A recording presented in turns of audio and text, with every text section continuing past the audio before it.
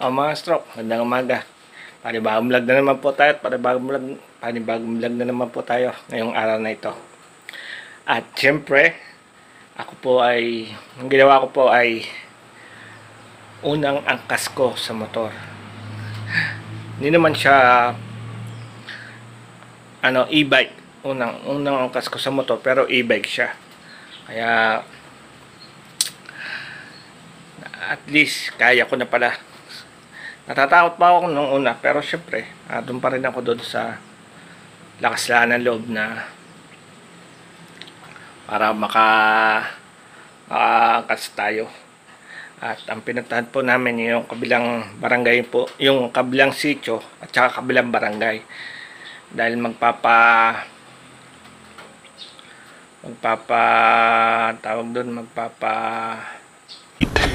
Yeah, boy. Magpapa-xerox at magpapa-computer po sana ako para doon sa anak kong panganay, para sa kanyang basta yun. Really? Ayun, hindi ko alam, hindi ko ipalalabas ko sa inyo ang link sa sunod nito pagkatapos ng ating intro. So paano mga ka-stroke, intro time muna at diretso na tayo doon sa aking pagsakay ko sa e-bike. Samahan nyo ako.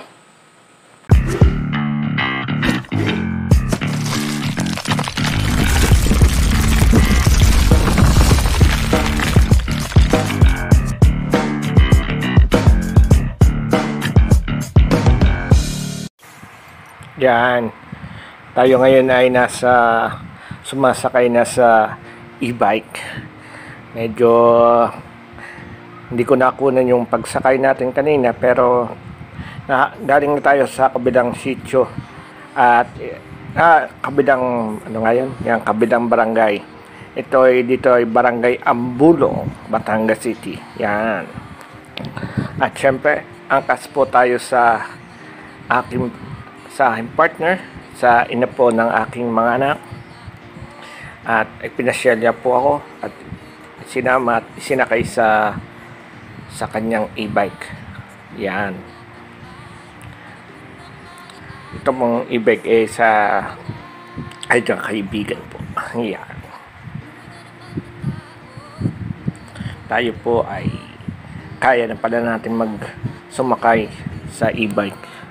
Pero syempre, nandun pa rin takot at kaba, pero tuloy lang para makalayo na tayo, para maranasan naman natin lumayas ng bahay, umalis ng bahay. Yan. Punta po tayo sa amin, yung mismo kung saan ako lumaki, doon po, at para tingnan na din ang aming bahay doon na pinagawa ng aking ate. Syempre, gusto niyang pagka dumating siya galing Sweden, gusto niya dito dumiretso para kasama niya lagi ang mga kamag-anak, mga pinsan. Syempre, malapit-lapit na po tayo. Ako nga pala ay taga Sitio Corba, Batangas City po. Yan, sa tapat ng 4 na tangke. Yan, yung may bakod na yan, yung may 4 na tangke ng Shell Refinery. Yan na po. Liliko na po tayo. Yan. May pabulong-bulong sinasabi ako dito, hindi ko na lang maalala. Pero yan na. Nakikita ang face na yan. Ganda ng cellphone, walang kagalaw-galaw.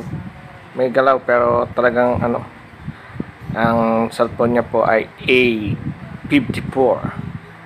Ayan, Samsung A54. Ang ganda, magandang pang video. Yan. Sandali po, pakikita po kaninong bahay ba? Bahay pala namin.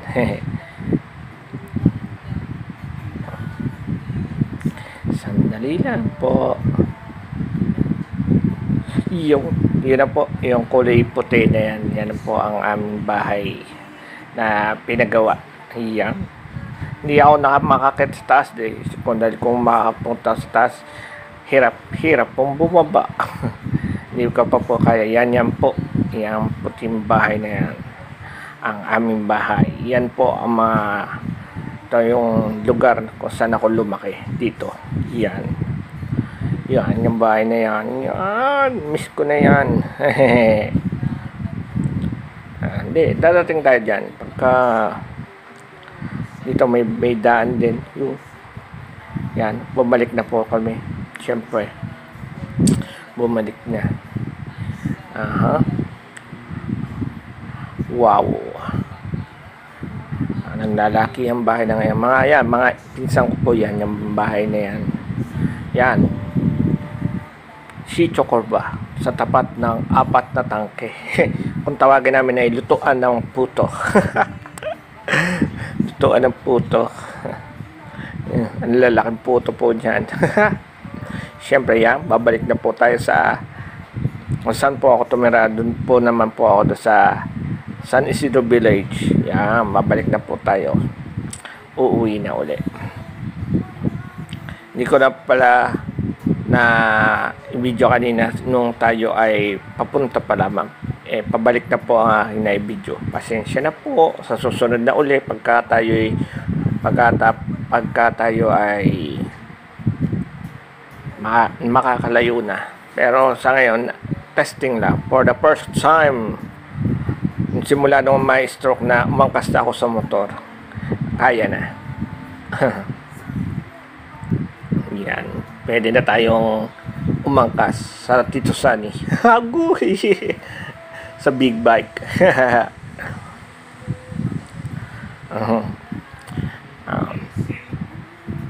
Yan na po. Pabalik na po tayo.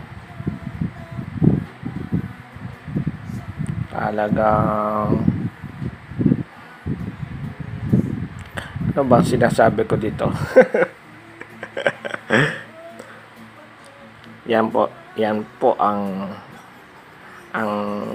si partner, ang mother ng akin, ang ina ng mga aking anak. Yan, siya po ang ating driver.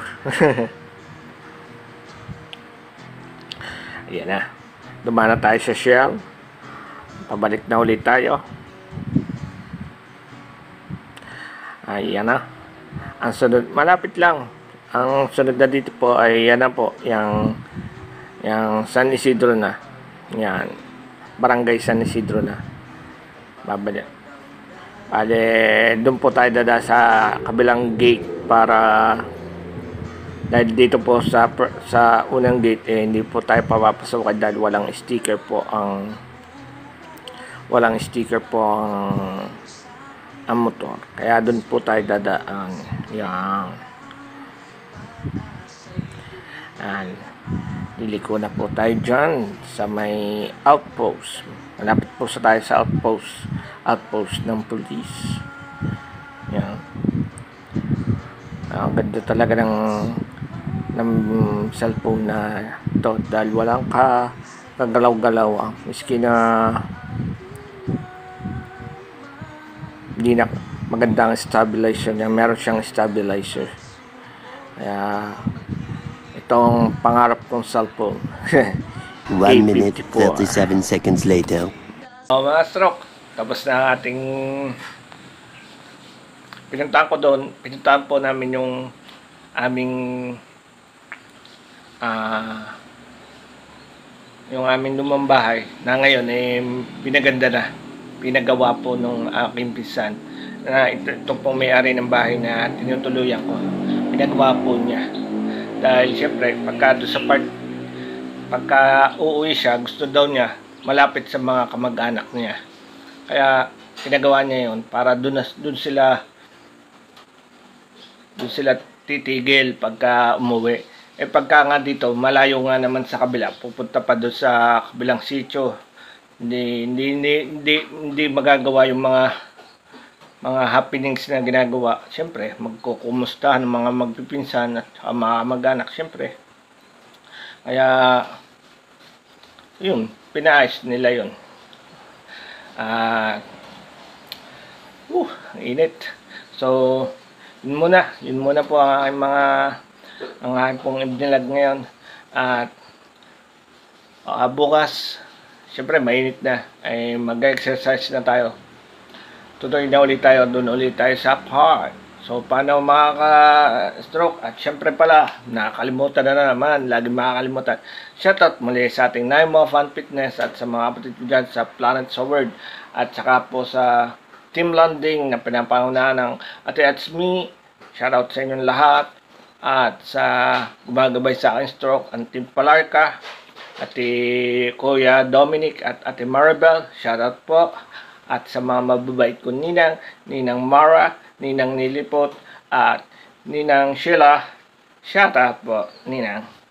At Daddy Echo, hello. Shoutout din po, Daddy Echo. So, paano mga kastok? Hanggang dito na lang. At huwag kayong bibitaw. Lagi nyo po kayo manonood ng vlog po. Maraming salamat po. Bye-bye.